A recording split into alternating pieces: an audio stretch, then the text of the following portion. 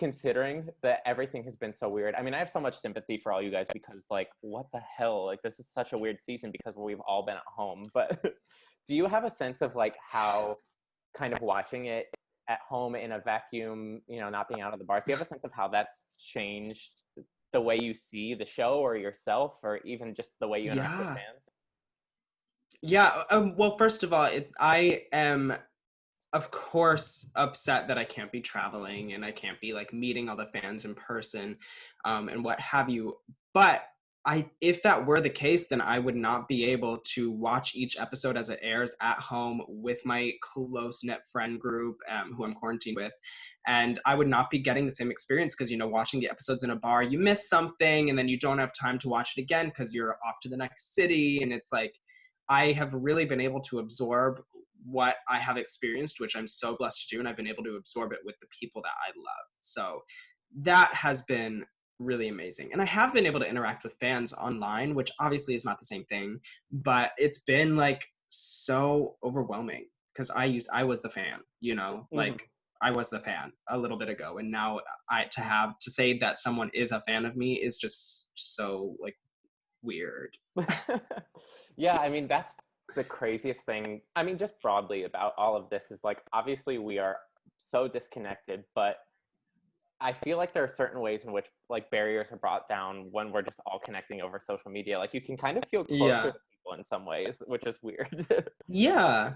I mean, yeah, absolutely. But then on the other hand, it has been been noticeably changed in a worse way almost for like Twitter, you know, like there are people who are just alone locked in their homes and have nothing better to do than just like troll and comment terrible things, and it's there is such a strange like split between fans that I'm so proud to have and then fans of the show that are just like so like they just say the worst things for no reason, and it's Mm. just I can't wrap my head around it. But you know, no No. one's got nothing but time to Right, I guess it is comment whatever they definitely want. the double-edged sword for that reason. Looking back on the season, especially since you've been able to be home and watch every episode, like, do you think what's like the defining episode or challenge for you that really like set your story and your trajectory to the finale in motion? I think honestly, the Madonna musical was so pivotal for me, both externally and internally, because it was something that changed my own personal trajectory. And as soon as I felt that challenge win that I really honestly did not think I had, I was like, okay, I've had a taste. I need more. So let me go ahead and get a third win. Okay, I need more than that. Let me go ahead and get a fourth win. And somebody told me the other day on Twitter that I have the record for the most challenge wins, both Maxi and Minnie, of any drag queen that's been on the show, which I did not think about. It did not even occur to me. And when they said that, I was like, are you shitting me right now? Like, this is something that I used to watch in my living room with my friends and try and hide from my parents. And like, now I'm doing it. I mean, the Madonna Rusical, as you guys have said, like, everybody's amazing in that, but it's like undeniable. Watching you perform, you're a fucking pop star. Like, you're incredible. You're so polished at that. Like, I don't know. I know that you're a perfectionist, and I can imagine you like really trying to nail every single detail, but it also feels so Yeah. natural. Are you just really in that moment actually letting yourself feel the music, or are you in your head then too, and we just don't see it? No, I mean when I did the Madonna musical and I had no experience with choreography and I had no experience with like celebrity impersonation or anything of that sort, and then when I found out that I actually really enjoyed learning from a professional, and I found that I was able to keep up. Then as soon as Rue told us that we were doing another musical that was choreographed by Jamal, I was like, okay, bitch, I'm going to top myself. I'm going to give them all that I can. So I I was so proud of myself in that episode, and I think I was really able to just live in the moment because we have nothing but time in our hotel rooms at night just to go over and over and over and over and over again. So it got to a point where it was just muscle memory, and I could just have fun and be my drag. Yeah, that's funny. I mean, it's always funny to think about in preparation for the challenges, what goes on in those hotel rooms. It's probably so much like again, again, again. I mean, it Nothing pays but off. time, mama. Yeah. Um, Another specific moment of the season I had to highlight, and one of my favorites of the whole season, is Rue in the workroom for Snatch Game, kind of showing some concern over Maria, and you being like, I don't have those concerns. I don't share those. Was there a moment where after you said that, you were just like, shit, I cannot believe I just said that to Rue? Absolutely, yes. As soon as that came out of my mouth, and there are like several times on the season, like watching back, that it put me back in that moment. Like a couple or last episode, when RuPaul said "Thanks, Karen" after she was talking to me, and I laughed and said "fuck you." I remember I was just like, "Oh my god, what did I just say to RuPaul to her face?" But in the moment, I was like, "Okay, I'm gonna try and like level with RuPaul. I'm gonna treat her like she's a Judy. I'm gonna treat her like we're just talking, we're just kikiing." And then but I really did feel that way, and I was like, I am so excited to prove you wrong, because I do understand your concern, but I do not have the same concern. I mean, there's a fine line, I would say, for sure, but Rue definitely appreciates someone just being honest, like I think so too. that's I like think half so the time too. all she's asking for is just like, tell me the truth. um, Exactly, yeah. yeah. What would a Gigi Goodwin represent, and what does it mean to you, of course? A win for me, I think, would be, I mean, first of all, it would also be a win for my mom. Like, this whole experience to me, I am like dedicating to her, because she has played such a pivotal role in my drag career and just my upbringing in general, obviously. But it would also mean so much because I think that I've been able to prove the audience and the judges wrong on so many different fronts. And I think the fact that I've been able to do that several times throughout the season is just very telling of what I'm able to do as a drag queen. And with that being said, I think I really encompass every aspect of every single winner that has come through the circuit.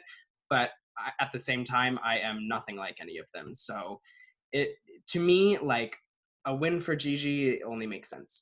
Yeah. I mean, there were so many good guest judges this season, but is there one that you feel like gave the best advice or you had the most connection with? The best advice that any of us had gotten from any judge the whole season was from Leslie Jones. And there could have been an hour, like a 2 hour long Untucked special with just Leslie. And, I wish they would put her on as a weekly judge, like a permanent judge, because the things that she says to us are things that you hear before, some and some not, but it resonates so much more when she's saying it, because she is looking you like dead in your soul and is just telling you she's telling it to you like it is. And it just, oh my god, the advice that she gave me, it just, and everybody just will stick with me for the rest of my drag career. Yeah, that's a great call. I mean, I'm not saying we need to move anyone off the judges panel, but if we can bring like one extra chair over and keep I know, like, there's room. There is room. They can get is. cozy. There's absolutely room. Is there something that, looking back on the season now, you wish you would have brought with you, whether physically like a wig or a piece of an outfit, or even just mentally you wish you would have brought with you into the challenge? Something I wish I would have brought with me is kind of my sense of humor. Okay, so I have a very dry sense of humor, and I've come to realize that a lot of the fans don't really get it. And I was a little bit reserved on set, and it was just because I'm definitely much more of a listener than a speaker, and that I always tend to use that to my advantage. But I do wish that I was a little bit more open. I wish I was a little bit more vulnerable the whole time. And there were some times where I said some things that just I didn't mean, and I would never have said those things. My mom has always told me growing up that kindness is the very first thing. And there were some times where I think I might have lost that, but I definitely think I wish I would have brought a little bit more of myself out of drag Yeah, to I totally get that. to the yeah. There are such huge personalities around you, like, that it's so hard to keep up. Like, Heidi owns season 12. She is literally like, she is season 12.